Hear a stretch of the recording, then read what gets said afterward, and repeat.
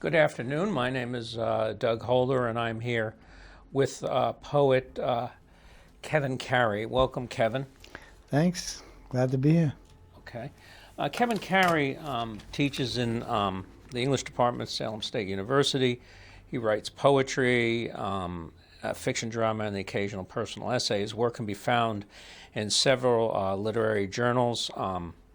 The Apple Valley Review, the Literary Review, the Comstock Review, and the Patterson Literary Review. Recently, he has a book out of short fiction, Beach People, which is actually about based on characters you knew growing up in Revere. Okay. Yeah, loosely, yeah. And the New Jersey poet Marie Maserati Gillen. Yeah. And he has a new book of poetry out also, the 115, well, not that new, but it's the 115 to Penn Station, Yeah. right? Yeah. Okay. So glad to have you here. Thanks. We'll ask you a few questions here on Poet to Poet. Next week, just to let you briefly know, is that we have Alpha Michael Weaver on. And we're very excited about that as well. Great. Yeah, great poet. So I was going to ask you, if I character you as a poet of the with a blue collar sensibility, would that be accurate? Maybe it's an obvious question. I think so. Yeah. Yeah. I like to think that that's a world that I know. You know, that's a pretty working class background, and I'm comfortable writing about those issues and those people and those times in my life, and yeah, I'd be pleased to be characterized that way, I think. Do you ever write about other things? I mean, in other classes or other, sensibilities or anything like that? You ever? Well, or you always? I don't know if I've written a lot of other things than my own life, that's such a weird thing to say. I know, but I was talking to somebody one day, and I said a friend of mine used to say, "I may not be much, but I'm all I think about." Yeah.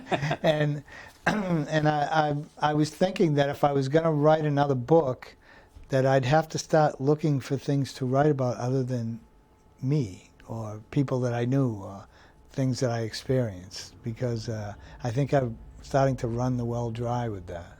Okay. Yeah. So. Okay. Now, I understand you came, and we were just talking about you, like me, I think you started in your 40s going back to the MFA or earlier. Right, yeah, late in life. In my 40s, I got a master's degree and then an MFA. And so what was going on in your life? What were you doing in your life? What brought you back to before you... I had young kids at the time, and I had dabbled in writing. I had always wanted to...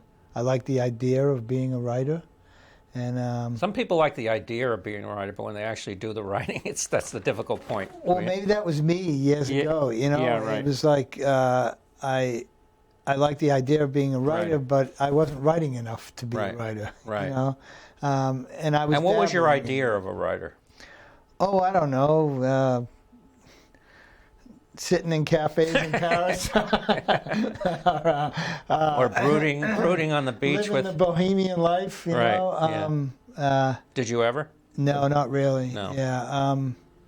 When I started writing seriously, I wrote a lot and a lot of different things, and made it kind of a job to really pile up the pages, and. So the whole idea of a writer kind of left me, and it became kind of another job, another day at work. And but it also has a spiritual aspect to it. Oh yeah, I mean, once you feel like, maybe I'm speaking for too many people, but once you feel like you are in the writing world, it's hard to get out of it. It's like the mafia, You can't ever stop doing it if you really love to. It's self-imposed. Yeah. No one gives a damn. They'll throw you out. Yeah, They don't care. But you keep doing it. I even say, I'm not going to write anything for a week, and then 2 days later I'm writing something.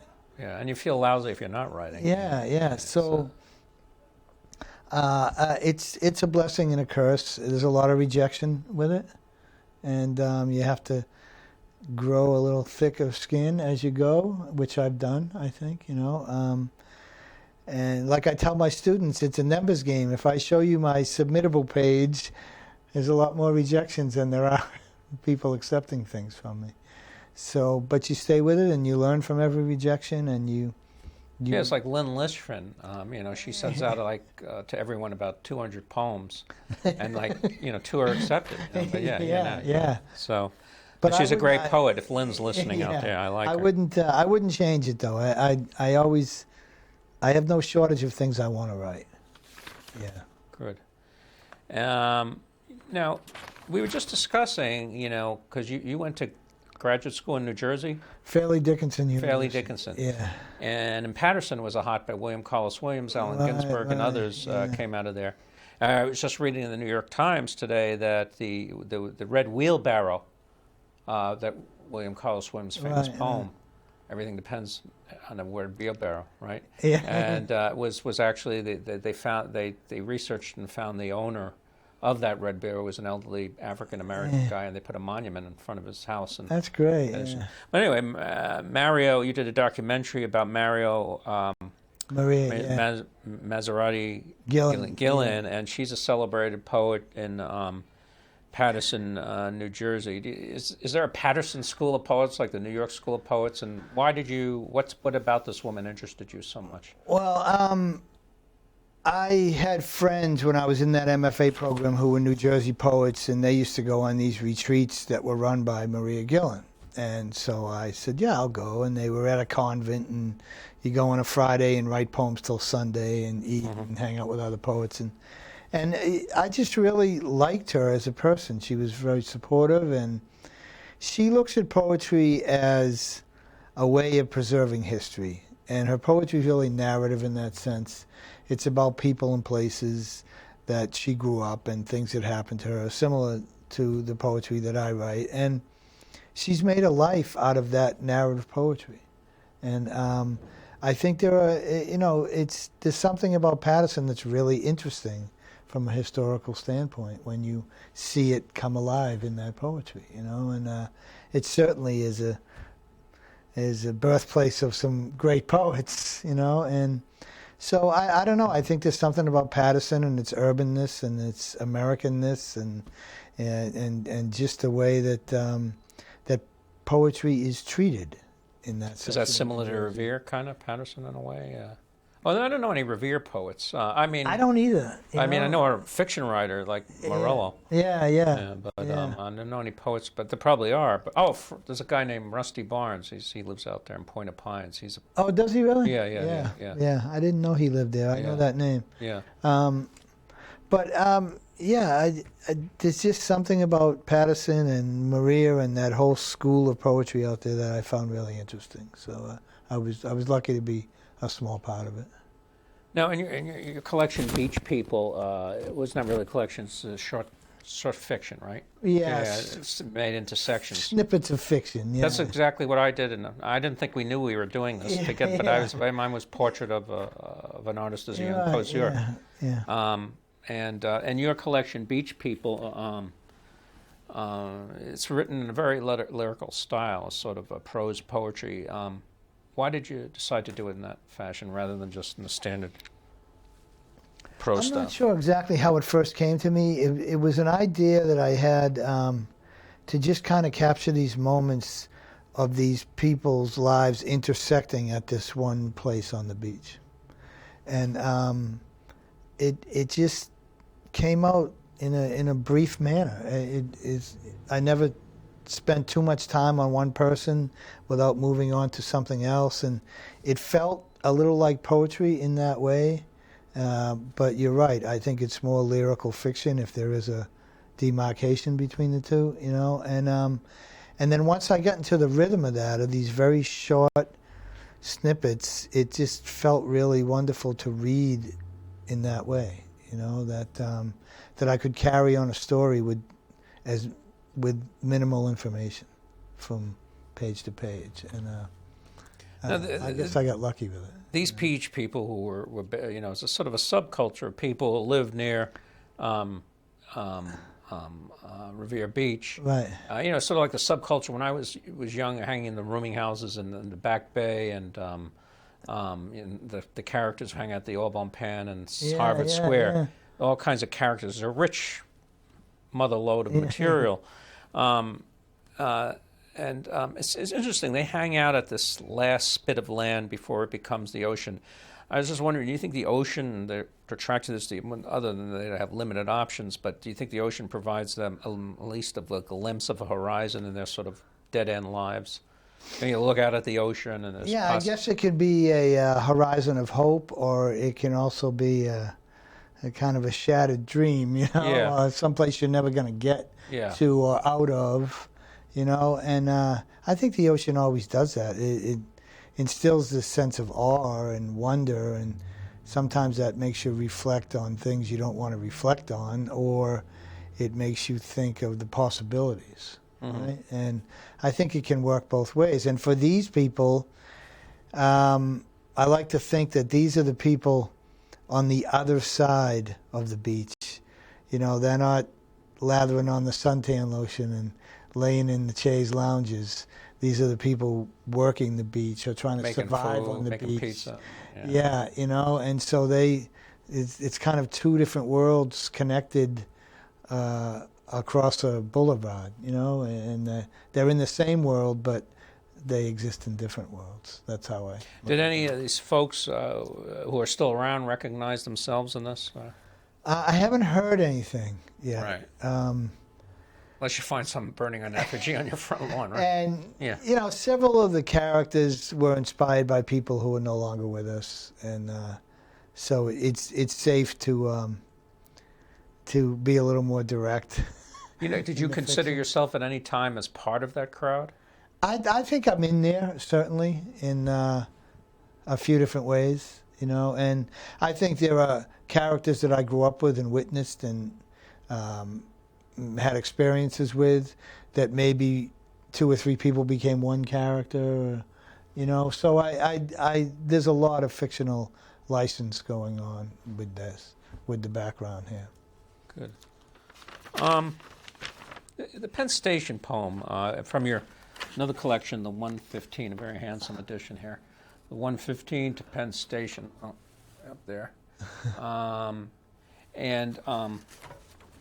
The title poem is about you taking a train to Penn Station, and I always find trains, buses, more so trains, great places to write. You're sort of in limbo between 2 points. You're able to step back and reflect. What's your thing on trains? Yeah, I just love trains. I love riding trains. I love seeing trains in movies, and there's just something so cinematic about them. And I think it's a great way to travel. It's a less rushed way to travel. You kind of give into it a little bit more, and you sit back, and everything's going to take its time. And there's a lot more to see, You cover and if you're sitting with someone, this easy intimacy that you would never have, suddenly people are revealing because they know they're not going to see you again, right? Yeah. Right, they're not going to see you again, and they know, well, I got to take up some of this time. Yeah. Right? Yeah. This isn't an hour flight here. We're going to be together for 4 hours. You know? And I just love the motion and the way you just passing through neighborhoods, and I went to see Casablanca on the big screen the other night. I loved that train scene with Bogart's hanging out the door and the smoke from the train is rising. One of our great beat poets died on a train, Jack Michelin. Yeah. Yeah. He died on the San Francisco subway. Yeah. Yeah. Robert Lowell died in a cab. So maybe that's the way to go Hank as a Williams poet. died in the back of a car, right? Right. Anne Sexton died in her car. She just turned on the ignition. So maybe that's the way in things like that. To live. And I'm not saying kill yourself, A but train would be a better way to go, I think. Yeah, a train would be. It'd be a little awkward for the people around you. Yeah, that's if true. You're only halfway through the ride. Well, let's not talk about death. We're very much alive. And how? I mean, I know. I love teaching, and I think it's a privilege to teach literature. But you don't have a lot of time for your own work. I mean, what do you think? Do you think teaching enhances your writing, or does it deter from your writing? Well, I think the experience of teaching certainly helps writing. I mean, I'm always learning as much as I'm trying to teach, and even if it's stuff that I've taught before, I feel privileged to be in discussion with other people about literature or writing or whatever course is taking place. And but I did say to somebody one time, as far as writing complementary, teaching being complementary to writing, I sometimes wonder if I wouldn't be better off if I had a job that had nothing to do with writing. How so? Well, because it's you spend a lot of mental energy on both. I mean, if you're any kind of teacher, you know what it's like to go home and have a pile of work, right? And it's kind of the same work. You're thinking about the craft. You're trying to help somebody else. You're great. Make Yeah, that work you're better. editing and all that And stuff. if I was, stocking shelves 5 days a week, I wouldn't be thinking about writing in the same way. And I don't know. Sometimes So it's sort of like you have a sip of wine and clear your palate, But Yeah, there it's you're kinda- not. You're just sort of drinking the wine yeah, and nonstop. I think although I am able to generate work while I'm teaching. Yeah. So I guess I'm on both sides of that issue. I can see where having a job totally unrelated to writing could be beneficial. So let's say I was a young writer, and I said I want to go in an MFA program. Would you encourage me, or what would you do? Say.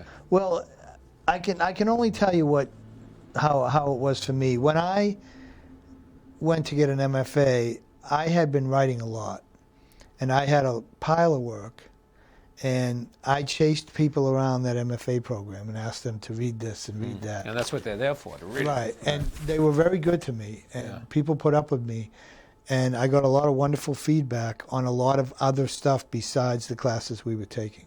So I think if you're proactive and you're going to be surrounded by all these wonderful writers, use them as much as you can, like I did. And some of them probably talking about me behind my back because I was doing it so much. But I jumped in and I said, oh, please give me your opinion on this and on that. So I think if you can use it as much as you can, if you're going Is it, to. someone told me that it's a place that you have, for 1 year or whatever it is, that you'll be totally, ensconced with other writers and living in this environment, stimulating environment, and also making connections, right? Yeah. And I have friends still from that program that are good friends of mine. Mark Hillinghouse and I made that movie about Maria. We met at that MFA program. Right. So the connections you make. Yeah, and so and you're just hanging out with other people that are all wanting to do the same thing. They want to make their writing better so they can have a writing life, right? And Right. how can that be a bad thing if you're a writer?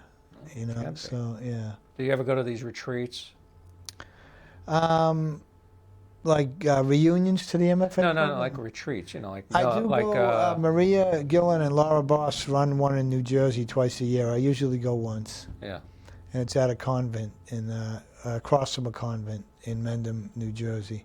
And you show up on Friday night and stay till Sunday afternoon, and you 4 or 5 times a day you get a prompt and write a poem for 20 minutes, come back and share it, and do readings at night. And I've gotten to know that community from going year to year. So it's something I look forward to. Well, why don't you, you got about 11 minutes, why don't you read from your work, whatever you want, Beach People or... Whatever you want. No, whatever you want. Well, I like Beach People. I'd like you to read your signature poem. And, okay, I'll read the title poem from this. How's and that? then Beach People, whatever you want to read from. Okay. Thank you. This is By the fun. way, where can you? It's on Amazon. Yeah, Amazon or Carey Press. And you have a website, kevincarey.com. KevinCareyWriter.com. KevinCareyWriter.com. Yeah. Okay. So this is the title poem. The 1:15 to Penn Station. 10 minutes out of Back Bay Station, and I'm reminded of a long ago train and the futile mission I was on then, and where it brought me and why it cornered me into thinking I was onto something. Something more than the wrong hard turn that left me high but hungry and hurt. And when I woke up, I realized some things can't ever be fixed, no matter how hard you try. The tracks connect us like telephone lines and power grids and graffiti walls and parking lots and barbed wire and chain link and churches, miles and miles of churches, and acres of trees flipping by my window like the clips of conversation around me. You can see it all out a train window. You can see the signs: checks cash cold beer, rooms by week, shows nightly, hawk hair, bet here, pay for junk here. The spray paint, broken glass, plywood walls, make peace, Jesus saves, funk lives. The clothesline, the cardboard, the vapid faces of the children. Long lines of blank-faced children. And it reminds you how easy it is to walk a mile like a rummy in both directions, run farther and farther away and closer to yourself, until the worst bet becomes the only one left, and the trouble follows you like soup cans tied to a wedding car. But sometimes you catch a glimpse of 100 sparrows bursting from the cover of a lonely maple tree, or some kid hitting a rubber fastball high over the telephone wire in slow motion. Or you pass a man standing in the junkyard, pointing to the bottom of a scrap pile, and you think, no matter where you go, you're always trying to get to the bottom of the junk you choose, the junk you hide from, the junk that keeps you riding the rails. And the train sneaks into the city as if someone left the back door open. Okay. Oh, great. I love that poem. Thank you. I'll just read the opening to this. Okay. Oops. I hope I don't have to censor here. No. No, I Go don't ahead. think. The Beach People, number 1. There's a recipe to beach life. The salt air, the fried food, the suntan lotion, the traffic, the kids drinking beer on the seawall, the seagulls picking trash, the girls from the Ave in cut-off jeans, the hot August nights. People living on the beach are part of a grand design, and they know it. Behind the moaning and the groaning and the bitching and the drinking and the hangovers and the fights, they know there's something driving them to do the things they do. A strange serendipity they see in the ocean, in the seasons, in the storms and the waves, in the high and low tides. When the water washes up over the seawall in winter and the sea smoke dances off the ice packs. They see it in the fall when the fog rolls thick, and in the summer when the sun burns golden off the still blue glass, and they wear sunglasses everywhere they go. If you're a beach bum, you have no choice. If you've ever stared at the ocean and wondered about anything and forgot about time and let the rhythm of the waves crashing do that zen shit, then you know you can't get away from it. Not for long, not forever. No matter what else you do, it haunts you. And it doesn't happen in the desert or in the mountains or in the plains, not the same way, not for a beach person. It's in the blood, like the salt is in the water. It's in the spray and the seaweed and the sand and the first chill of stepping into the icy blue water in April. Good. Keep reading, whatever you want. We got time? Got another 6 minutes. Oh, okay. Have you, do any readings in Revere? Yeah? I haven't, not yet. That's an no. idea, isn't it? Yeah. Well, yeah, it would be fun to read there.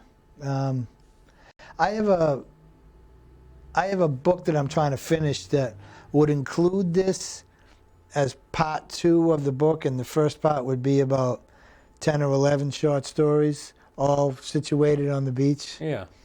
So, Reading on the beach. yeah, that would be fun to read Yeah. under one of the pavilions. Because you know what I did with my book? I went to the old room, and the old rooming house I lived in that's still there, and I spoke to the guy who was Yeah, still yeah. there, and I read in front of my apartment. So Wow, yeah. that would be fantastic. Yeah. Yeah, but there was no one, I didn't have an audience or anything. Yeah. But you can have out on the beach, videotape you on the beach in Revere. That would be fun. Yeah. Here's a little piece. This book is setting up these characters who end up intersecting in different ways throughout the book. And one of the characters is named Timmy, who is a nursing home patient who's allowed to leave the nursing home and walk back and forth from this takeout stand getting coffee and cigarettes for the people in the nursing home. In another life, Timmy stood in the Museum of Fine Arts, cold and cigarettes on his clothes, the sweet smell of bourbon on his breath, hiding. Why did he want to stay with her anyway? He was just fine on his own. He had friends. He looked at the paintings, a large one of St. Francis of Assisi in a dark hallway, a coffee pot by Picasso. Then he saw something called The Window by Rufino Tomeo, a windowsill with a gun on it, a concrete wall, an urban landscape. And he looked as if this were his house, and the gun was his father's gun, only sitting on top of the television next to a pile of worn yellow TV guides, the Christmas lights shining on it, blinkies, and the ones that fade and come back to life in different colors. The gun outlined in green and red and blue, and his mother saying, "Leave him alone, Timmy, he's not himself." And his father staring at the television, at the show with dancers and a comedian, but not laughing, not even when the television audience laughed. It could be his house, even later that night, standing on the other side of the street, holding his mother's hand, the red lights still flashing, only this time off the yellow shingles outside, and the policeman asking his mother again, how, when, why. There you are, his niece, and he feels something turn in his stomach, something sour and solid, and he walks away with her, his dead brother's kid, that day in another life. Let her take him home. Why not? It was a home without a gun, and the street could be his street. He could make it that, and sure, he would sign his checks over. After all, it was a home, right?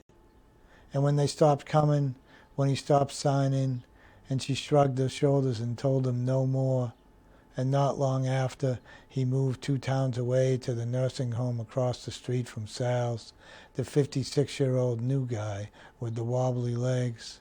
He thought to himself, looking around the halls that first day, young guy in the block, and it made him laugh.